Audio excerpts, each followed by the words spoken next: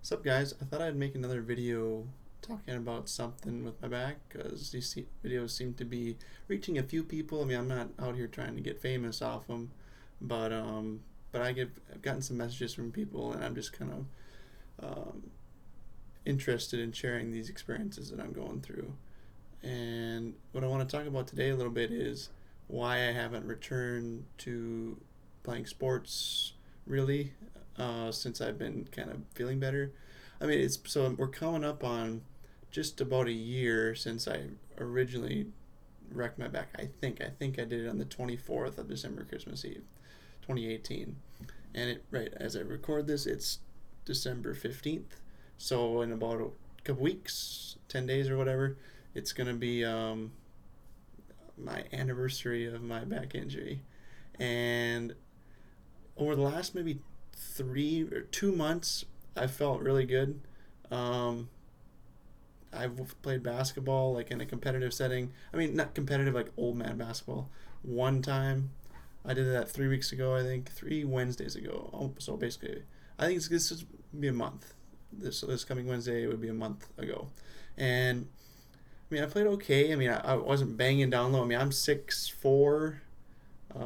I've put on a few pounds this year because I haven't been being as active. I think I'm like a little under 200, so like 6'4", 195. So I can move some people down low, but I wasn't doing any of that when I played. I mean, I was pretty limited in what I was doing. I mean, I wasn't really running up and down the court a whole lot. I mean, I was getting up and down. I wasn't like I was walking, but I was still kind of running on my tippy toes because I'm still nervous, and this is just going to be a mental thing for me of planting that heel into the ground as I like take a step, because as you know, that's a big shock up your spine when you do that.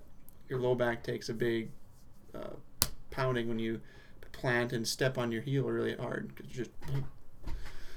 And I haven't really been running.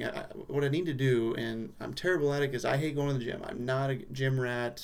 A guy that likes to go lift weights and work out. I hate it. I do not like doing that. What I like to do is just go play basketball or go golf, walk it. I mean, people make fun of golf, but I mean, you gotta be in like not just awful shape to get around a golf course. I mean, I walk. I mean, once in a while I'll ride, but I mean, I'm walking. And golf course, I mean, you're walking up and down hills. Um, I don't carry my bag anymore because I'm not in high school, but push your bag around, walk 4 miles. I mean, it's 90 degrees outside. I mean, it's work. Like, you're swinging the club. People think that it's just not very physically challenging. I mean, and it's not compared to like football or something like that, or hockey where you got to be in really good shape. But you got to be in some type of physical condition to walk around a golf course. And I like to do that in the summertime, and that helps you burn some calories because if it's hot out and you're sweating by the first hole, so and it takes 4 hours. So you're basically on your feet walking around constantly for 4 hours swinging a golf club. That's how I do a lot of my exercise in the summer. And like I said, I like to go play basketball, or just go do anything. Play tennis with somebody. Go run around, go throw a football around, backyard football. I like to play, but I wasn't able to do that this summer, obviously, because I could not run and I couldn't do anything. I could golf all summer, but I was riding carts till about August, and or I was just walking 9 holes because I was hobbled up. I couldn't do it. My back would just spasm up, and I could hardly swing. So by August, though, I could walk 18 holes, no problem. I'd be pretty tired and be kind of stiff the next day, but I could do it. Nowadays, if I lived in Florida and I wanted to go golf, I could do it easy. I mean, walking 18 holes would not be a problem at all. I mean, unless you swing wrong or you step wrong and you hurt something or strain something, then it would probably suck. I have noticed that's something I'd like to talk about is like I've had it where just like I do a lot of stretching throughout the day, and I've kind of decreased it a little bit. And this is just the nature of a lot of people. I mean, once you start feeling better, like back in the dog days of March and April, I was doing my home workout religiously. I mean, I would schedule. I mean, I wanted to get better really bad, so I would do it. And nowadays, now that you feel better, I'm not doing as many exercises as I probably should. I mean, it's not like I'm not ever stretching. You can ask people my job. I go and I take 5 minutes. I do probably at least 4 to 5 sets of press ups a day. If you don't know what press up is, just go Google it or something. It's where you like lay in your stomach. You just keep your pelvis on the ground. And you just press up with your body, with your arms, and it's supposed to like kind of arch your low back and like just get that stretched out. I do that. That's like a big time exercise. That's good for the low back. I mean, it's not complicated and it's really easy to do, but it's something that I do a lot. I do probably 5 sets of 10 a day, and maybe I should be doing 10 sets of 10 a day. But and I carry on a foam roller. I don't take my foam roller to school anymore. I don't know if I mentioned that earlier in one of the videos. I used to take my foam roller to school with me. I'd walk around college campus with this foam roller. I'd bring it to class. Kids, what the heck's with this foam roller? And I was like, well, I got a bad back. I got to stretch out. So I haven't been doing that. I mean, once in a while I'll take it if I'm just going to school to work and not go to school. And I'm actually done with my semester right now, so I probably will start taking it because I don't have to take my backpack. So I'll probably start doing that. But I do foam roll probably the same amount of times, 3, 4, 5 times a day. And then I also do some just like try to crack my back a little bit. So I lay on my side and just, I don't know. There's these little just motions that you can do. And I do that maybe twice a day. So I do still stretch out because I have to stay on top of my low back because it is still tight. It is very prone to get strained. And I have noticed that because I've sat at work and going and stretched out, and I must have just in stretching it tweaked something. And so I go back and sit down, and with it like a half hour later, I can't hardly sit there because my back is so freaking, it's not like it locks up or anything, it just starts getting sore. It freaking hurts, man. And I don't lose any mobility. I can still bend down and pick stuff up. It's not like it really hurts that bad, but it just aches. And I think it's a muscle memory. That's happened maybe 3-4 times. And what happens is I'll just go take a couple ibuprofen, like 2, and then that knocks it out. And then I ice it. And then the next day I don't even feel it anymore, which is kind of weird because most time, like my dad throws his back out and he's like worthless for like 2-3 days. Like he can't even lift anything. And I don't notice anything like the day after I do that. And that's happened maybe 2-3 times where you exercise and then, or not even exercise, just stretch, and then boom, it's like, oh man, what did I do? You think you like wrecked something, and no, you wake up and you feel fine. I think I might have mentioned that in the video before this one, like the 10-month update, but whatever. So yeah, that's kind of a reason why I'm still a little nervous to go and just hit the basketball court hard. That, and I mean, I have been busy. I can't really take every Wednesday and go play basketball. My schedule doesn't really align like that. And I know next semester I'm not going to be able to play all my basketball because it's on Wednesdays and I have a night class that day. So I'm not going to be able to play.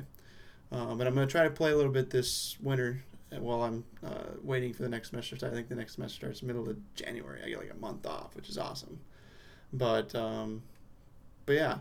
And so that's kind of why I haven't really returned to sport. And I mean, I have an article pulled up here. I mean, they say if you can do it without pain or like hardly any pain, and you think your flexibility, your range of motion is back to almost 100%. And my range of motion is almost 100% with my left leg. I mean, maybe in certain positions, if you really target the area and like make me sit or something and like try to touch my toe. I mean, I can't touch my toes ever, but maybe in some positions it's kind of bad still, but just walking, like when you kick, like if I had to punt a football, I don't know if I could punt a football with my left leg. I don't know if I would want to because that would pull on that nerve, and I still don't know if it's quite healed or not. I mean, you'd think so after a year that hopefully whatever, I mean, obviously I think it reabsorbed because I think that's what they say. If you have a disc herniation, it can just, if you leave it, it'll reabsorb. Hopefully, otherwise you gotta have surgery. But yeah, I don't know if, and I still do, I don't probably even average 1 set of nerve flossings on my, for my back even a day. I do it at school because I don't really have my table here isn't very good to sit on and like kick my legs out and stuff. So I do it when I'm at school. I go sit on some type of table and I nerve floss, just 1 set. And that just, whatever. I don't know if that even does anything if you only do it once, but I do it there. So I should probably do more of that. And it goes back to what I said a couple minutes ago. It's like you start feeling pretty good. I feel really good. Like I'm sitting here. I'm probably not even sitting in the best posture. I do have a foam roll, not a foam roller, a lumbar roll on my low back right now, and I always do when I sit in this chair. And that just seems to. I feel really good after I stand up from this chair. And my upper back. I mean, I think my upper back is really reaping the benefits of foam rolling, because my upper back feels great. I mean, it is phenomenal. I have so much flexibility here that it's awesome. I don't really remember. I didn't really do stuff like this, like testing it out when I was healthy. I don't really remember that, but I think that my upper back is really flexible. It's just a matter of getting that low back to getting the confidence back, and that's the ultimate thing. It's getting your confidence back in your body, because I don't have that confidence right now. I have confidence to golf. I mean, I can. There's times when I've had like a little bit of pain on my back and I still golf, and I don't really care because I know it's nothing serious. But to go play basketball and shift really quick and go pick up the ball if it's rolling the ground and just do all these motions like this, I don't have the confidence to do that. I remember 3 weeks ago when I played, ball was rolling around on the ground by me. I kick it because I kick ball. I mean, dead ball, let's take it up top. I wouldn't bend down and pick it up and make an easy pass. I would just kick it, and I'd say, all right, I kicked it. Let's take it up top. So, I mean, if you're on my team, it's like, what the heck are you doing, man? But, I mean, it's not like I actually shot pretty good. When I went and played, I think I hit 3-4 threes, and whatever. So, it's just a matter of that confidence. Confidence is key. And I'm thinking if I can go have some good experiences playing, and where, I mean, first of all, I'm out of shape too. Like, I am not in any cardiovascular shape at all. So I'm going to be just dogging it if I end up running a lot. And I'm sure if I did run a lot, I'm probably not going to hurt anything, because, I mean, just running, you're not going to wreck your disc in your back. Hopefully. You wouldn't think you would. I mean, unless you really just jumped up. I mean, jumping probably isn't the best for it, but I can jump and I can still touch the rim and stuff. But yeah, I mean, if you're running around, you're going to probably get sore. I'm probably going to get some really sore hips. I did a little more of an intensive workout just with like an exercise ball and like a kettlebell the other day, just in my living room. And freaking A, my groin, my hips were so sore. I hadn't done that in like a couple of weeks, like an actual bigger workout. And wow, I was sore. And I think after that workout, maybe it was because I was doing some bridging with this exercise ball, and I think I might have strained some, because like half hour after that workout, oh my God, my freaking back. And it wasn't just muscle soreness, it was like an ache. And so I had to ice it and everything. But the next day, my back felt great again. I mean, obviously, I'm a little stiff down there. I can kind of notice that. But back feels good. I mean, I like I said, I was just my muscles were sore. And that's kind of gone away now. But yeah, that's kind of why I haven't returned to sport. I'm hoping to return here this winter, and I don't really anticipate being. I bet it takes if I don't wreck my back again, I bet it takes another year for me to be really confident in that, in all aspects of like athletics. And I'm not a crazy athlete. I never was before, but I could always hold my own against people that were more athletic than me, because I feel like I just use my head a little bit more than maybe some of the guys just have natural ability. So yeah, thanks for watching. This freaking video ran long, 14 minutes here. Sorry about that, guys. And I'm not doing any editing. I mean, I know how to do it, but these are kind of just put the camera on, put the webcam on. And hopefully it's kind of a grainy video. I apologize for that, but hopefully the mic's decent, and hopefully you don't mind my messy bed back there. So thanks for watching, guys, and I'll talk to you guys soon.